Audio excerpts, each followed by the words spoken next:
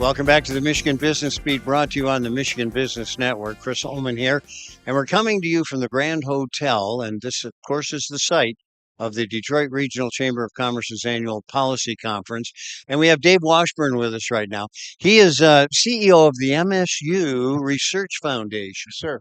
And it's good to have you on, David, by the way. Thanks for having me, and thanks for being here. Well, listen, and now we're all done with David, okay? Right. So listen, all right. So Dave, tell everybody what you do. Well, the Research Foundation is a 52-year-old organization that was created by Clifton Wharton in 1973. Um, we're a nonprofit organization. We sit outside the university. We manage a small portfolio that came from the cisplatin and carboplatin drug discovery that was commercialized by Michigan State and Bristol Myers Squibb. And we invest that money, and the proceeds we use to uh, launch new startups and create incubation programs and accelerator programs, trying to create new jobs and start new companies based on intellectual property coming out of Michigan State. Yeah, it's unbelievable. Tech transfer became a really big thing about 10 years ago, I think. A few people paid attention, Right. but not a lot. All right. You guys have brought some real semblance of order to it. So tell me a little bit about some of the types of companies come out, because I think when people hear tech transfer, they think, oh, it's all Yeah. technology Yeah. companies. And Yeah. it's not. Well, we do have a lot of tech companies. Yeah. We have some that we're very excited about right now. There's a startup called Great Lakes Crystal that's based in the Lansing area. They have an office in Meridian Township and in Lansing, in two of our facilities. And what they're doing is they're creating industrial diamonds. So they're taking carbon molecules and putting them into a device they created, and they're growing crystals, growing diamonds. And industrial diamonds are very important for power electronics, and other sort of really high-end. Hard enough for cutting tools Oh and yeah, things like that. well, absolutely. Communications devices, or other things. And so the world market for industrial diamonds is sort of China and Russia. Yeah.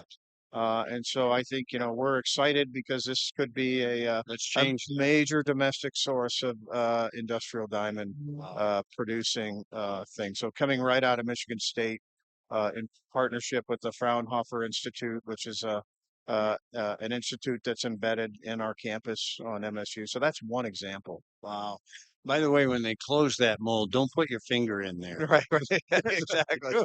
There's a little bit of pressure, right? That's right. Yeah, About that's what's right. going on. Yeah, creating diamonds requires pressure. So how do you find these people, or do they find you?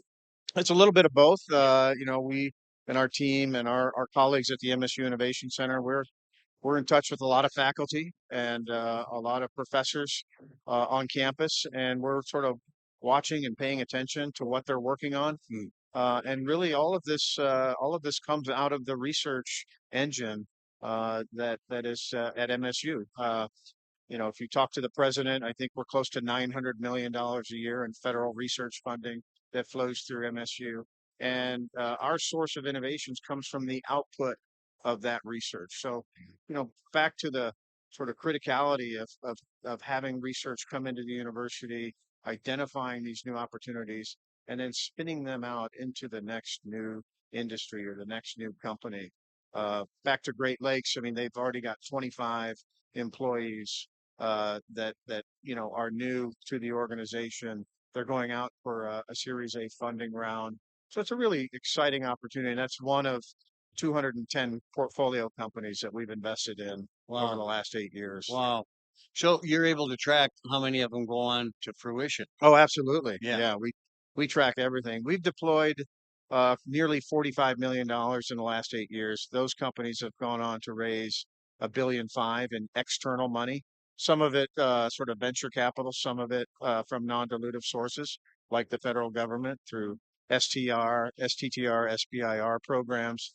And I think we're up to about 1,600 new jobs that were created from these startup activities. Yeah. And our goal is to launch these things and then keep them in the state.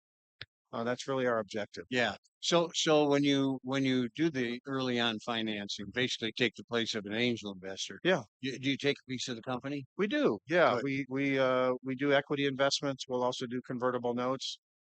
we're very, very early stage investors. So literally the first 25K or 50K, we can go up to, nearly $1 million if the company has really, really good prospects. Um, but we do, we not only provide the services, but it's early stage investing. So we hope to, get a return on that. Well, it's So the highest risk it level. is. You It jump is the in, which highest is risk. where they need the help, right? Yeah, It's yeah. hard to go commercial. Well, we've been very active. We have two funds. One's the Michigan Rise Fund. The other one's called Red Cedar Ventures. We were doing some work on PitchBook the other day, and we did Midwest venture capital, sort of early stage venture funds. We're the second most active investor, according to PitchBook, in the Midwest. That includes Chicago, Indiana, Ohio. Oh my God. David Washburn, CEO actually of the MSU Research Foundation. Thanks for being with us and the good work you're doing. Keep those companies here. Appreciate it. We need them. All right.